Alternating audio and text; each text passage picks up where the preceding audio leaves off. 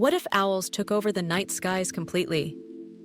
What if every single dusk, when the sun dipped and shadows stretched across the earth, the world above our heads no longer belonged to stars or the quiet silver moon, but to wings upon wings of silent hunters flooding the darkness until the very sky itself seemed alive with their forms? This is not just a question of birds flying at night.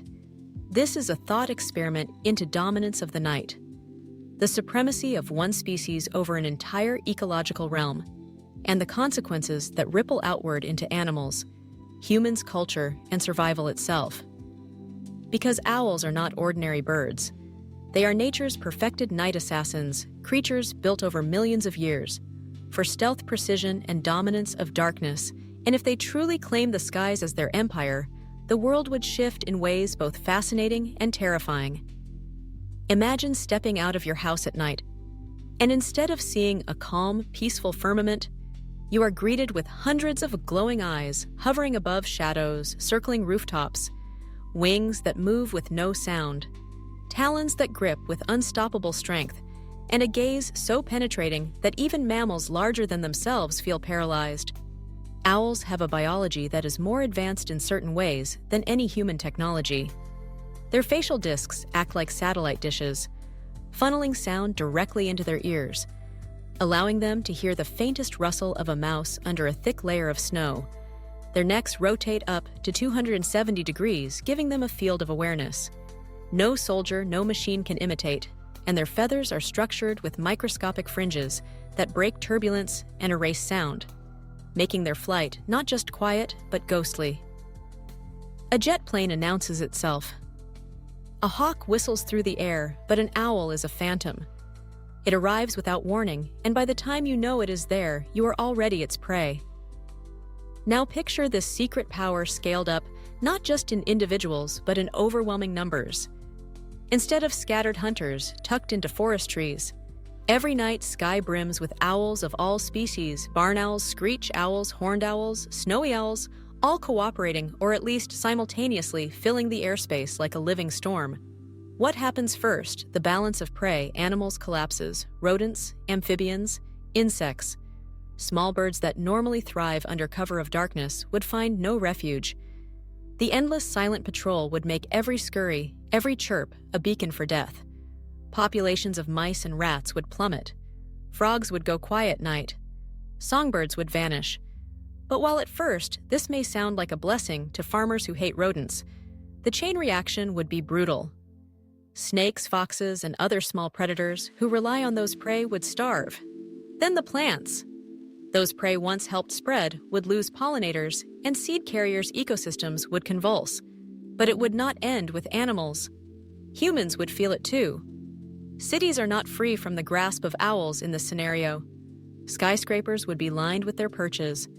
Lampposts would drip with waiting silhouettes. Alleyways would echo with their eerie calls. And every time a person walked alone at night, they would feel the pressure of hundreds of unseen eyes above owls, usually avoid humans. But in a world where they hold complete aerial control, fearlessness could grow. Larger species like the Eurasian eagle owl, already known to take prey the size of foxes or even small deer, could begin to view domestic pets or vulnerable humans as opportunities. Imagine children not warned about crossing streets, but warned not to go out after dusk because the skies belong to hunters. Even adults would travel undercover, or with protective gear, carrying lights not to see the path, but to blind the incoming dive of a bird that sees in near total darkness. Let us compare this imagined dominion with other animals. Lions rule the savanna, day sharks rule the ocean depths. Bears rule northern forests. But no single creature has ever truly ruled the skies continuously. Bats come close, yet they feed on insects. Not everything hawks and eagles have power, yet they are daytime monarchs. Only owls, if granted complete dominance, would become overlords of a realm. Half the world's cycle, every night, a reign uncontested. No rival, no competitor. Now let us stretch further. What if their intelligence grew with their dominance? Owl already show cunning, using perches for ambush learning from failed strikes. Remembering locations of prey. Some researchers suggest their problem solving is greater than we give credit to. If night after night they succeed, grow bolder, adapt faster.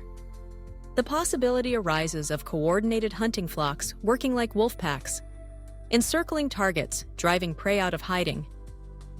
Imagine hundreds of owls darkening a football field, all swooping in unison. The ground beneath littered with silence after the storm. Humans would attempt countermeasures: lights, lasers, loudspeakers, drones to patrol skies. But remember the owl's greatest weapon: silence. It learns and adapts. If a drone hums, it avoids. If a spotlight blinds it, waits motionless until the beam moves, then strikes from another angle. We pride ourselves on technology, yet much of it depends on noise and signal. And here we face predators who thrive in absence of both. The psychological effect alone could change culture. We measure safety by night and day.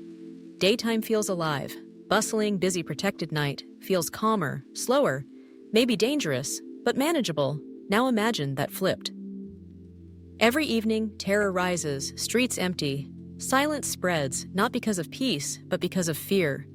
Parents telling stories of winged watchers, children sketching, not superheroes of the night, but monsters of the night skies. Music shifting from songs of romance under moonlight to chants of survival under shadow. Our entire mythology rewritten around the supremacy of owls.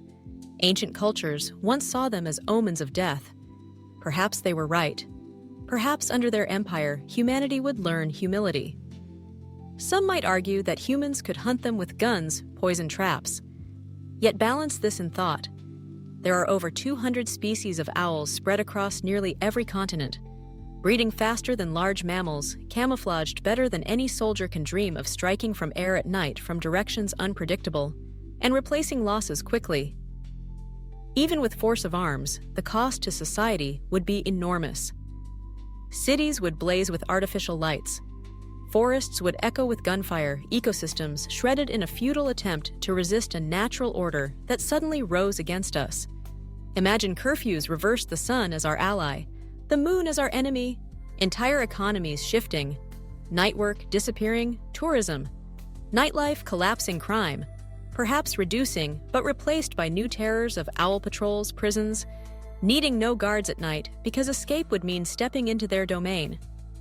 The paradox deepens because owls in ruling the skies would also inadvertently protect humans from other threats. Rodent-borne disease, reduced insects carrying malaria and dengue, diminished scavengers kept in check. So in their empire, there is both horror and benefit. We would live safer from some dangers, yet shackled by new fear. A trade-off that forces us to ask what kind of freedom is real: to walk at night, but risk unseen claws, or to surrender. Night entirely, but gain healthier days. The longer this thought stretches, the stranger the comparisons grow. Owls are mirrors of our own ambitions. Humans built fighter jets. Owls are fighter jets of bone and feather. Humans built surveillance cameras. Owls are living surveillance. Unblinking, unrelenting humans made silent drones. Owls have flown as silent drones for millions of years, and if they took dominance fully, we would realize technology has only ever tried to imitate what nature perfected long before us. Perhaps the scariest vision is not physical attack, but psychological reshaping generations. Growing up never seeing stars, children, never knowing constellations, because skies were filled with wings. Humanity forgetting the comfort of the moon because it was always veiled behind feathers. Our relationship with the cosmos itself stolen by predators, who claimed the night not just biologically, but culturally and spiritually. Yet inside this terror lies wonder too. What if people adapted not by fighting, but by joining?